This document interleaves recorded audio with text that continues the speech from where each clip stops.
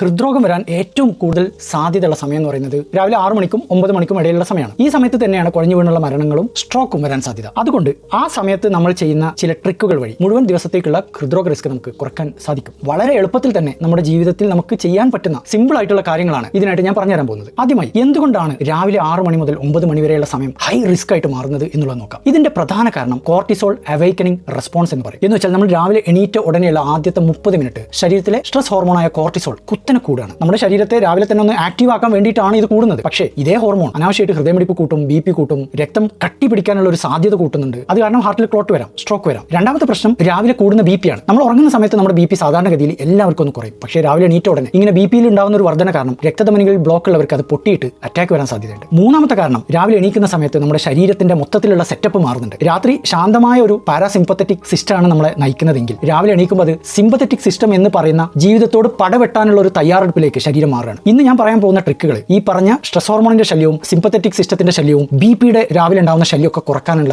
Simple കാര്യങ്ങളാണ്. ഒന്നാമതായിട്ട് നമ്മൾ ചെയ്യേണ്ടത് എണീറ്റ ഉടനെ തന്നെ 2 ഗ്ലാസ് വെള്ളം കുടിക്കുക എന്നുള്ളതാണ്. നമ്മൾ ഉറങ്ങുന്ന സമയത്ത് നമ്മൾ അറിയാതെ വിയർപ്പിലൂടെയും ശ്വാസത്തിലെയും ഒരുപാട് ജലാംശം നഷ്ടപ്പെടുന്നുണ്ട്. ഇത് കാരണം രാവിലെ ആകുമ്പോഴേക്കും രക്തം കുറച്ച് കട്ടി കൂടിയിട്ടുണ്ടാവും, രക്തധമനികൾ ചുങ്ങിപ്പോയിട്ടുണ്ടാവും. അതുകൊണ്ട് നമ്മൾ രാത്രി ഉറങ്ങുമ്പോൾ തന്നെ ബെഡിനടുത്തായിട്ട് വെള്ളം വെക്കണം. എണീറ്റ ഉടനെ ആദ്യം അതെടുത്തിട്ട് കുടിക്കണം. എണീറ്റ ഉടനെ ഉള്ള ബ്രെയിൻ ഒന്ന് ഫ്രഷ് ആവാനും ഇത് വളരെ ആവശ്യമാണ്. രണ്ടാമത്തത്, എണീറ്റ ഉടനെയുള്ള 30 മിനിറ്റിനകത്ത് സൂര്യപ്രകാശം കൊള്ളുക എന്നുള്ളതാണ്. സൂര്യപ്രകാശം കണ്ണിലെ റെറ്റിനയിൽ പതിക്കുന്നതോടെ ശരീരത്തിനകത്തുള്ള കോർട്ടിസോളിന്റെ താളം ഒരു പ്രത്യേക സിസ്റ്റത്തിലേക്ക് മാറുകയാണ്. എന്നാൽ സൂര്യപ്രകാശം ആ സമയത്ത് കിട്ടിയിട്ടില്ലെങ്കിൽ, അടഞ്ഞ റൂമിലാണ് നമ്മൾ സമയം ചെലവഴിക്കുന്നതെങ്കിൽ, പല ആളുകൾക്കും കോർട്ടിസോളിന്റെ ഒരു താളം തെറ്റി നിൽക്കുന്നത് കാരണം BP കൂടുന്നുണ്ട്, ഹൃദയമിടിപ്പ് കൂടുന്നുണ്ട്, സ്ട്രെസ് കൂടുന്നുണ്ട്. അതുകൊണ്ട് എണീറ്റ ഉടനെയുള്ള അരമണിക്കൂറിനകത്ത് തന്നെ പുറത്തു പോയിട്ട് ഏകദേശം ഒരു 10-15 മിനിറ്റ് സൂര്യപ്രകാശത്തിൽ ചെലവഴിക്കുക, നടക്കാം. മൂന്നാമതായിട്ട്, നമ്മുടെ ശരീരത്തിലെ പാരാസിമ്പത്തറ്റിക് എന്ന് പറയുന്ന റിലാക്സിംഗ് ആയിട്ടുള്ള സിസ്റ്റത്തെ ഉണർത്താൻ വേണ്ടിയിട്ട് നമ്മൾ ചെയ്യേണ്ടത് പതുക്കെയുള്ള നടത്തം, സ്ട്രെച്ചിങ് ചെയ്യാം, യോഗ ചെയ്യാം. കാഠിന്യമേറിയ എക്സർസൈസുകൾ ആദ്യത്തെ 1-2 മണിക്കൂർ ചെയ്യാതിരിക്കുന്നതാണ് വളരെ നല്ലത്, പ്രത്യേകിച്ച് ഹാർട്ടിന് അസുഖമുള്ളവർ. കാഠിന്യമുള്ള എക്സർസൈസുകൾ കാറ്റക്കോളമിൻ ഹോർമോണുകളാണ് കൂട്ടുന്നത്. അത് കാരണം ഹൃദയത്തിന് ഭാരം കൂട്ടുകയാണ് ചെയ്യുക. നാലാമതായിട്ട് നമ്മൾ ചെയ്യാൻ പോകുന്നത് എല്ലാവർക്കും വളരെയധികം ബുദ്ധിമുട്ടുണ്ടാക്കുന്ന ഒരു കാര്യമാണ്. അതെന്താണ്? ആദ്യത്തെ 1 മണിക്കൂർ